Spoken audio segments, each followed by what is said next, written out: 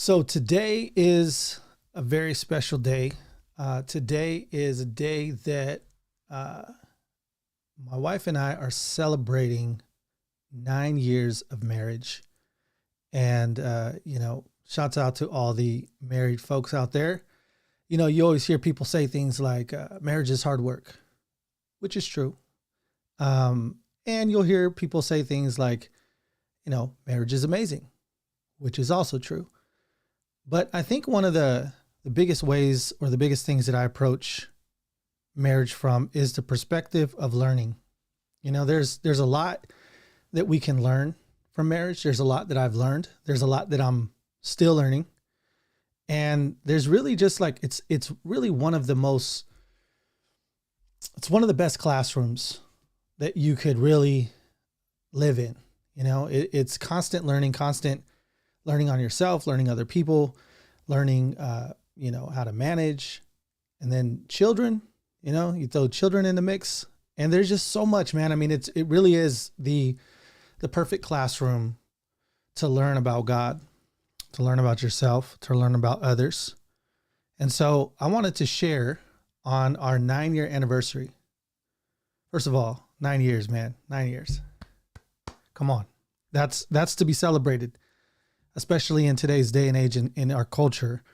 That's to be celebrated. And so what I wanted to do is I thought, my wife and I, we have a trip planned. We're going to head off to one of our favorite places in the world, which just so happens to be Monterey, California. We love that place. I'm believing that one day I'll buy some property down there or something. But beautiful place. So we're getting ready to go away and enjoy our anniversary down there for a few days. But I wanted to make this video to share just some context and some learning and some things that I've learned in hopes that it'll be beneficial to some other people. And, whether, depending on wherever you're at in your own marriage, it might be something that you can get inspired or encouraged by. So let's go ahead and get into the 3 lessons that I've learned in 9 years of marriage. Now, of course, just quick disclaimer, these are not the only lessons I've learned. There's been a lot of lessons, along the way, especially like I said, with kids and with life events. There's been so many different things, but these are the 3 main ones that I wanted to share. And I wanted to, one more disclaimer. I also too wanted to, share something that that is applicable to people that are looking to get married, as well as people that are married, and that people that maybe have been married for a really long time. So I was trying to think of like these 3 lessons that I feel like could reach the most amount of people, but yet still be specific enough to have some takeaways. And so the first one, I'll get right into it. The first one is the importance of who you marry. Now this is extremely important. And I think that anybody who's married will tell you that this is extremely important. Who you marry is very, very important. And, so for those of you that are looking at getting married, you're thinking about it and you're like, yeah, well, you know what? Pay attention to who you marry, because this is important. And, for my wife, the thing about it is with her is, one, just was her love for God. That was the thing that really just attracted me to her, was her love for God.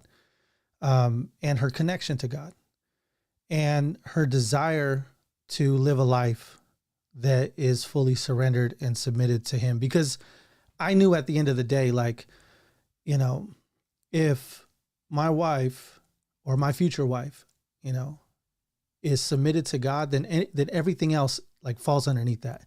That literally is if she's not, or if there's that issue, it's just not going to work. It's just not going to work. So who you marry is incredibly important. Now, how this kind of translates into 9 years, and for those of you that may have been married for a long time, who you marry also too changes. So there's life events, there's situations, there's ups and downs. We as people naturally go through life and we change.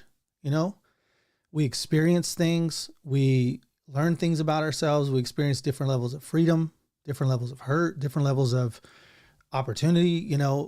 We change careers sometimes. Like there's an evolution that is happening within that person. And so one of the things that I've learned, and that is most important, I think one of the most important things, is continually learning who you're married to, and not putting some sort of kind of like default, like, oh, this is who they are, and this is the box I'm trying to keep them in. This is, no, you gotta make room for people to evolve and to change. Maybe, they had different hobbies and they don't like those hobbies anymore. Maybe they want to try something new, and, they're at a stage in their life where like, man, I'd really like to try this. Like, that evolution that takes place, you have to have room in your marriage for people to change, and for people to, for people to recreate themselves, or to have a different perspective. Like it could be really stifling to a marriage to try and keep somebody in a particular spot. It's just on both sides. Maybe you feeling like somebody's doing that to you, your spouse is doing that to you, or even you might be doing it to your spouse. And I think that this is a good lesson for men, because a lot of times I think we build routines off of this type of stuff. It's like, hey, this is your role, this is your job, play your position, I play mine. Like we kind of look at it like organizational hierarchy, sometimes depending on the guy. I know sometimes for me, like it can be like that. And I'm like, and when things deviate from that, then now I have to make changes in how I'm leading the organization. Right. And sometimes that could create more problems, or it could create more work, or it could create frustration or communication issues, or all these kind of things. And so I think it's really important to stay connected and to stay tapped in to your partner and what they're doing. And also too, and I'm a big proponent of this, and my wife is too, and she's done an amazing job at this, is always kind of like checking in. What is it that you want to do? I've had so many different entrepreneurial kind of pivots, like, oh man, I want to do this. I want to build this. I want to do this. And one of the things that has been really great with who I married is that she has always supported me in those things, and always, and a lot of times even pushed me further than I was pushing myself, where I'm kind of like, man, I don't know. And she's kind of like, man, you can do it. Like, why aren't you doing it? And I'm like, oh, you think so? So it's so important. It's so important, man. I mean, and, I think that we all make mistakes. There's sometimes where maybe life seasons, we don't do this as well, but who you marry and staying connected to the person that is becoming a new person, or the person that is evolving, that is growing, that is maturing, like staying connected to that person in your marriage, like I think is really, really important, really important. And so that's the first lesson. The second lesson is why you marry. Why you marry, and this is one of the, like I said, like these are things that I feel like kind of evolve as you evolve in your understanding, and in your relationship, and in your marriage, and in life, right? When you start taking on more responsibility, or you got more, kids, of starting a family, like these are things that like they kind of change throughout marriage. But for the people that are either like maybe engaged or considering marriage, or wanting to get married, I even kind of look at myself, like there's a lot of selfish ambition, and not all of that's bad, right? Like sometimes we marry because, man, we're tired of being lonely, or we just want to share life with someone. It's like, we want companionship or something like that, which is all great things, like those are all cool things. And, but it's really important. And one of the lessons that I've learned is like why you're married, but why you're working on your marriage, like why you're in this. And sometimes, a lot of times, most times, and for the people that have been married, like, this, and this is why they say it's hard at times, is because, it's not always about you. That's just the easiest way to say it. Like 90% of the time, it's not about you. It may be it will involve you, but it a lot of times is not about you. And especially if you look at it from the perspective of what God is trying to do in your life.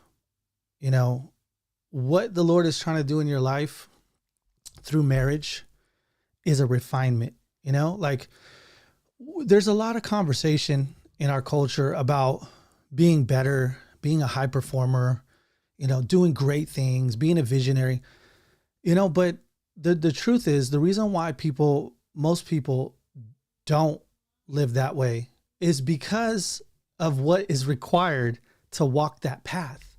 You know, I'm really convinced that the reason why a lot of people don't have a strong and good marriage, you know, I'm not saying everything, right? But a lot of people is because they're simply just not willing to do the work.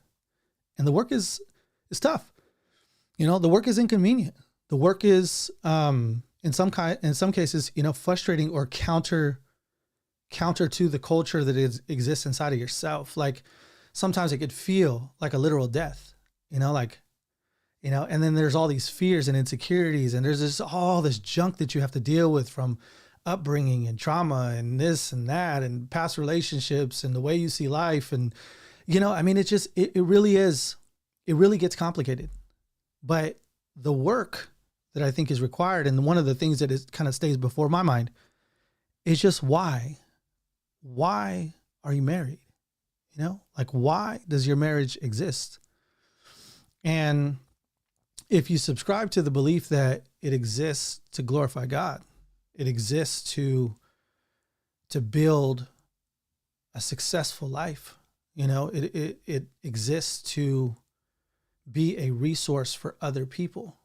You know, it exists to cultivate godliness inside of two people, for them to become one and experience a supernatural event.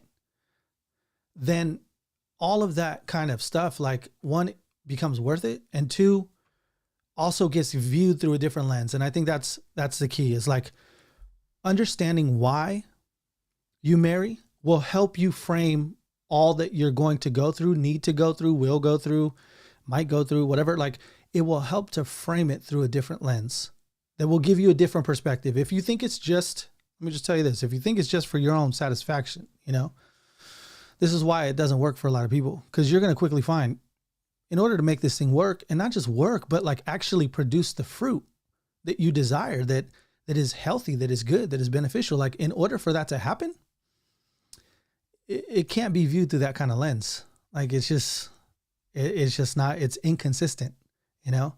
And so therefore it's not going to work. And I think that's why a lot of times it doesn't work. And so even when I'm counseling, you know, young men who are getting ready to get married or whatnot, you know, I'm always like, hey, I'll ask them like, why are you getting married? You know?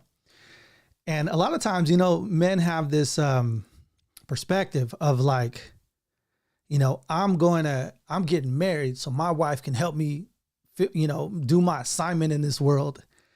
And it's like, I look at that a lot of times and I'm like, that's cute, you know, that's cute. And I think, you know, I think she will, but I don't think she will in the way you think she will, you know, like I think she will through the process, through the way God uses the refinement of marriage to make you a better person, to make you more godly if you lean into it, you know. But if you or any person is just looking for a fast track to do more of what it is you're trying to do or build, or, you know, I don't really think that is, I don't think that's good. I don't think that's good. And I don't think it's true. And I don't think it's realistic. And I think in some cases, you could just be looking for somebody who's subservient to your vision. And that's not what marriage is. You know, marriage is a building up, but is also to, you know, a building up of another. It's learning how to serve one another and learning not just how to have somebody come along and help me build my vision, but me learning how to help build someone else's vision, especially in many cases when that vision isn't necessarily native, you know, like it's different. It's like you have to learn it. It doesn't come natural to you. You know, you have to figure it out and you have to help it. And, you know, a lot of times the communication isn't always the same.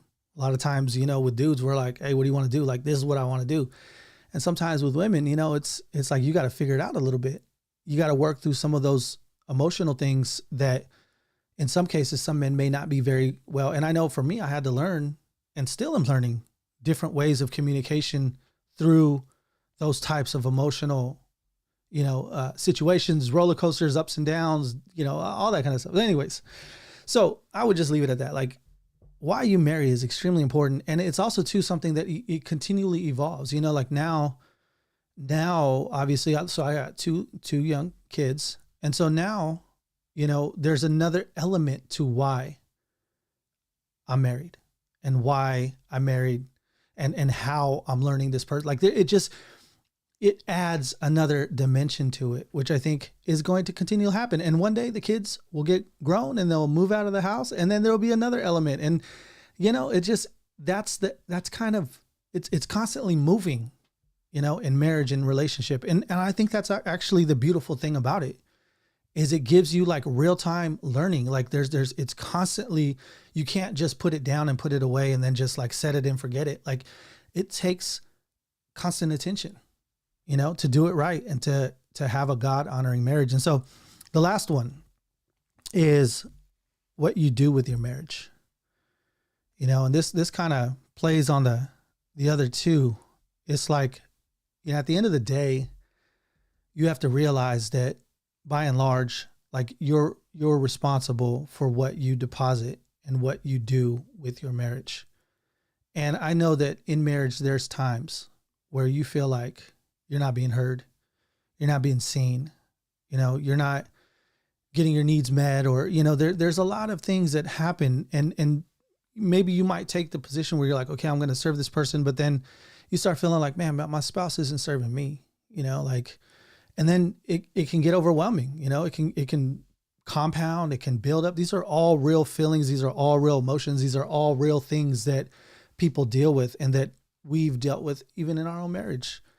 And so when you deal with those things, one of the lessons that I've learned is like asking myself, what am I going to do with my marriage? Like, how am I going to, this is really the way I look at it. It's like a garden.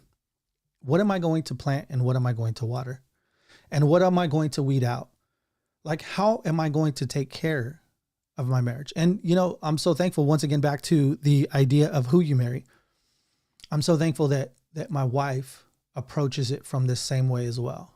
That there may be times where there's some communication issues or we're feeling like certain things aren't going the way we want them to be.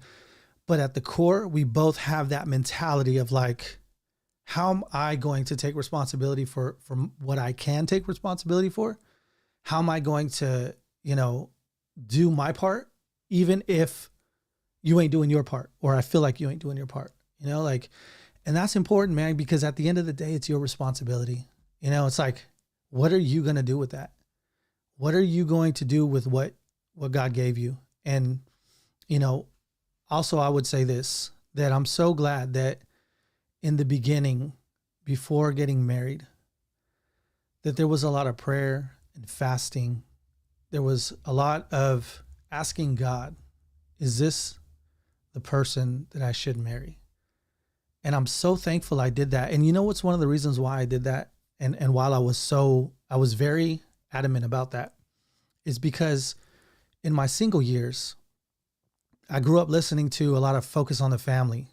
And I don't even know if they still run that broadcast. But I would listen to it on my way to work. And basically the Focus on the Family stuff, it's like all marriage calls and, spouses calling about their spouse or having this problem. And I would listen to these conversations. I would listen to them, and I would listen to the issues that they're having. And one of the biggest things that kind of stood out to me, that a lot of issues that people were having, was the issue of like, did I make a mistake? Did I marry the right person?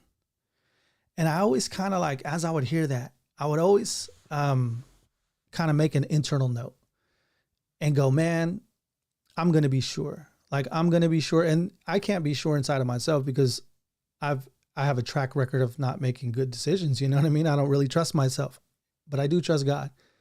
and he's never let me down. He's never failed me. And so in that period of like figuring out if I'm going to propose to my wife, you know, I did a lot of work on going like, God, I need you to make this clear to me. And I'm so glad I did that 9 years in, I'm so glad I did that, because while we have had plenty of ups and downs, plenty of arguments, plenty of hard times, things we're not proud of, things we've said that we wish we could take back, and, you know, all of that kind of stuff. One thing I know for sure is that this woman, God told me to marry, you know, and he gave me the green light, and I'm so glad. And I don't, you know, like she is, you know, my wife is amazing. My wife is amazing. She's incredible. I've learned so much. And I think this is the cool, and I'm just kind of land the plane on this because it's already been long, but I'll land the plane on this, you know, is if you will kind of lean into these things, if you'll lean into getting to know who it is that you married or who you're wanting to marry, right? If you lean into why you're marrying and making sure that, you know, it's for the right reasons. And, you know, if you lean into wisdom in marriage, one of the greatest blessings, and I can say this 100% true, is it's almost like there's a hidden blessing behind that door that is going to actually do everything that you want or you desire. It is going to build you up. It is going to empower you. It is going to make you a better person. It is going to improve you in your weaknesses if you allow it to. And I think that's one of the biggest things. Like, you have to allow it to. And sometimes it can be hard. And in order to allow it to, you have to have a clear understanding, you know, of who you marry, of why you're married, and what you're going to do with your marriage. And I think that when you have those kind of things, those are the things that kind of guide me in helping to make better decisions and helping to grow and lean into some of that discipline. If you do that, I think that you will undoubtedly, like without a shadow of doubt, like 100%, you will see the benefit of what marriage brings to a household, but also to an individual. And it's a blessing. So we're celebrating 9 years of marriage today. We're excited. We're going to go get some time away, and it's a blessing, man. It's so good. And I hope that encourages you some way, somehow. And I would love to know your thoughts. What stood out? Maybe there was something you're like, yeah, you know, that's true right there. Co-sign on that. You know, let me know in the comments. But hope you guys are blessed. Praying for marriages today. In Jesus' name, Father, I just pray for marriages, Lord. Lord, I pray for all the married couples out there that may be going through difficult times or even great times, Lord, that you give us the wisdom and the knowledge to be able to lean in to the process of marriage as you've designed it, Lord, because we know that it is a blessing, and we know that it is a way that you get things to us, Lord. And so, Father, I just lift up all the married couples. Pray for their marriages, Lord. Pray you increase communication, increase love for one another. Remind them, Lord, of their, you know, beginning days, if they've been married for a long time, that you bless them, Lord, that you increase their marriages, Father, increase their families, and allow them to be a sign, a symbol to the world of your goodness and the blessing of marriage. In Jesus' name, amen.